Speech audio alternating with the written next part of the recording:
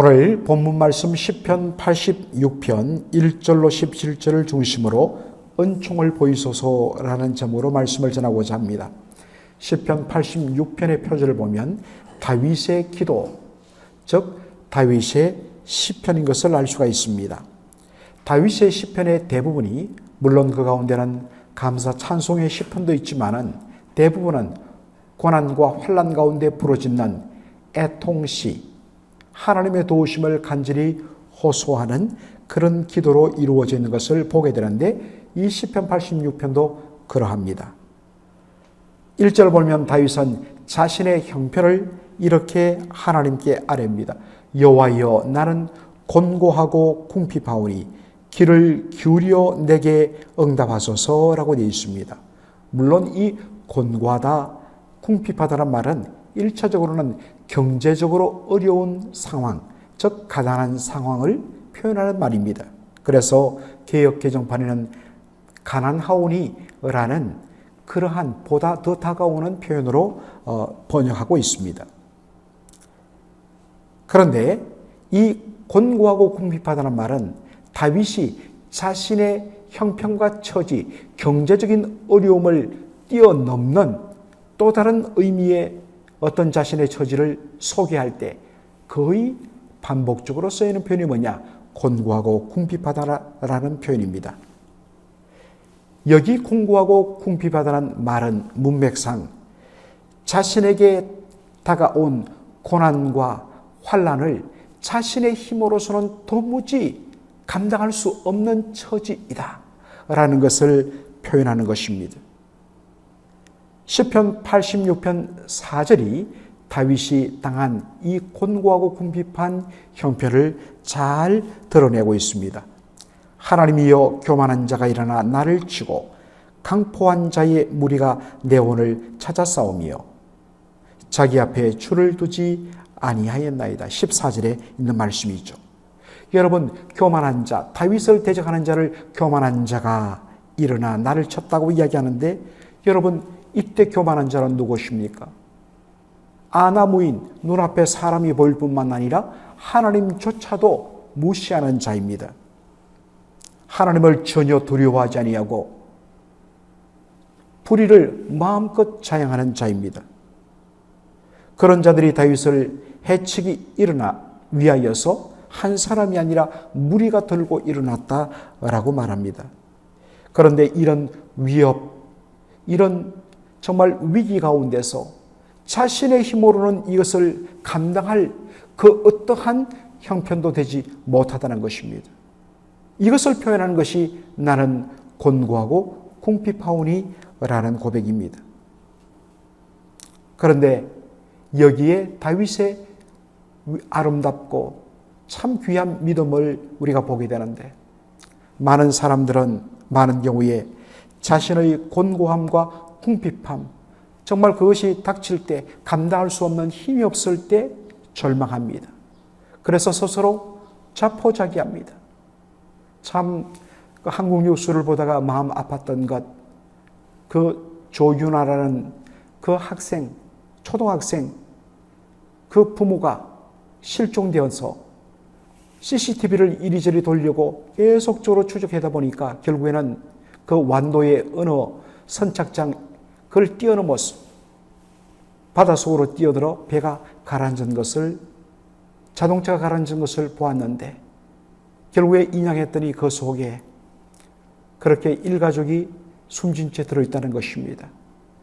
여러 가지 이유를 추적해 봤더니 이 팬데믹으로 인하여 갖고 그 잘 나가던 그 비즈니스를 접어버리고 폐업하게 되고 살아남기 위해서 요즘 그런 어떤 여러 가지 코인들 그런 것에 투자했는데 그 루나 코인인가요? 그것이 완전히 99% 바닥을 치면서 삽시간에 빚더미에 올라버리고 도무지 감당할 수가 없다 보니까 자포자기하는 마음으로 극단적인 선택을 한 거예요.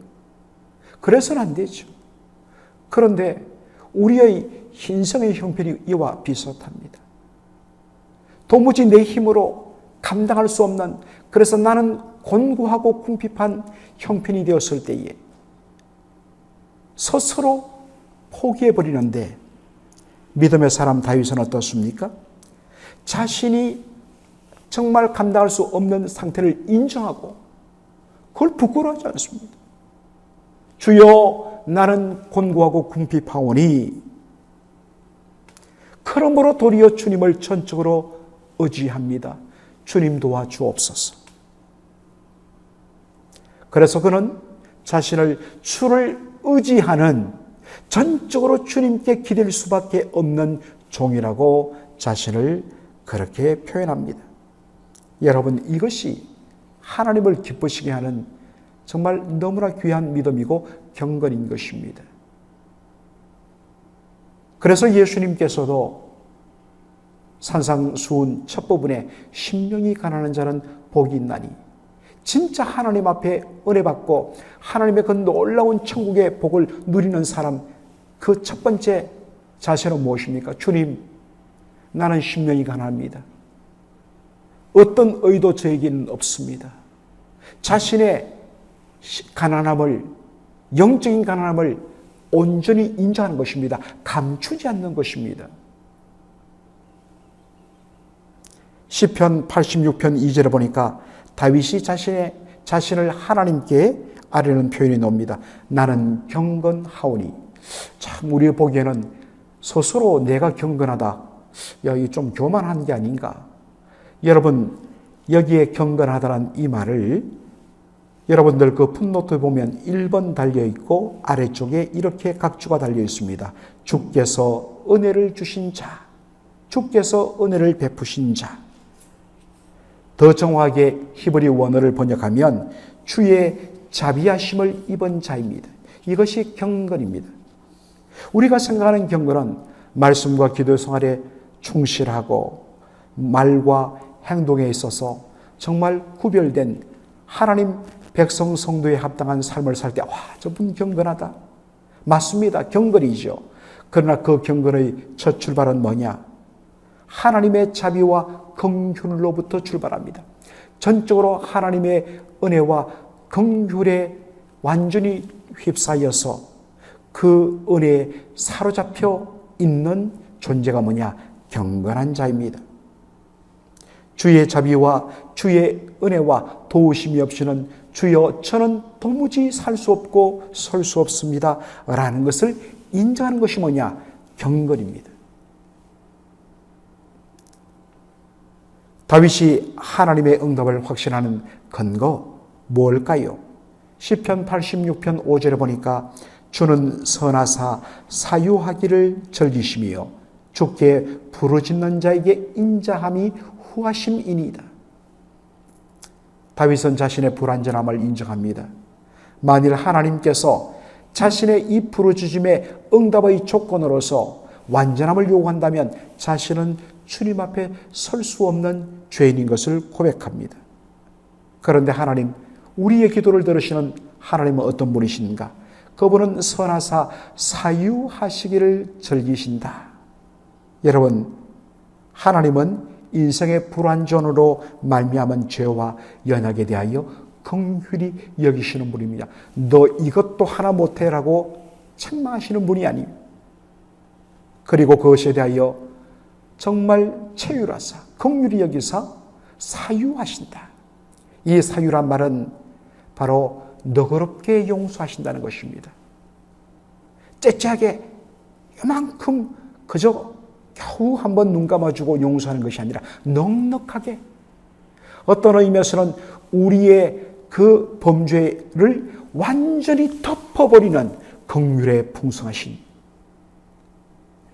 우리의 죄를 완전히 뒤덮는, 간들간들간들하게 용서하시는 것이 아니라 넉넉하게 완전히 그냥 덮어버리는, 이것이 긍휼에 풍성하신, 그렇게 너그럽게 넉넉하게 용서하기를 enjoy, 즐기신다는 것입니다. 우리를 불쌍히 여기시며 우리의 연약함을 품으시며 우리를 긍휼히 여기시며 용서하기를 너무너무 기뻐하시는 하나님.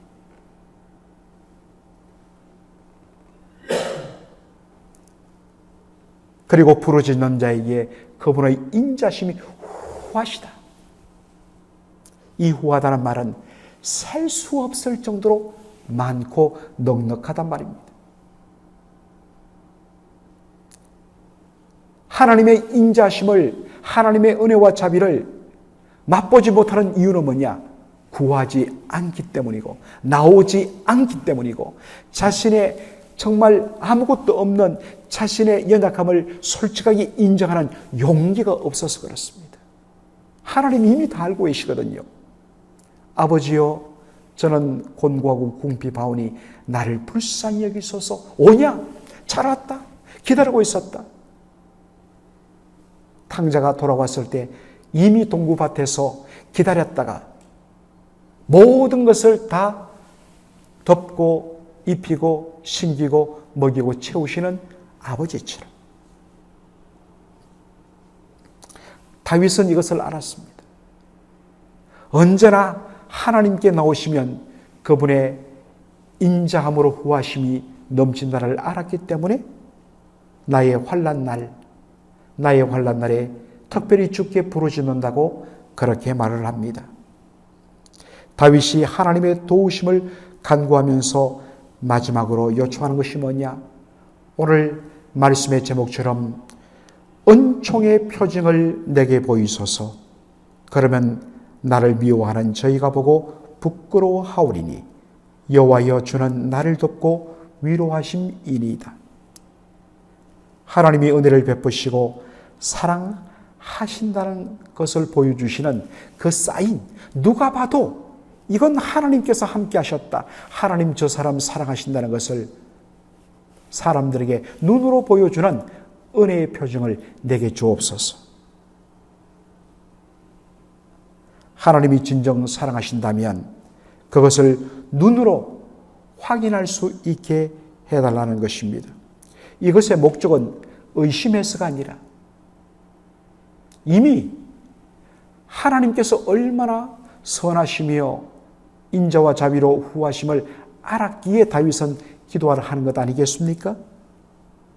단순히 의심이 들어서 하나님 나를 사랑하는지 안 사랑하는지 한번 확인해 보겠습니다라는 의미에서 은혜의 표징을 구하는 것이 아닙니다.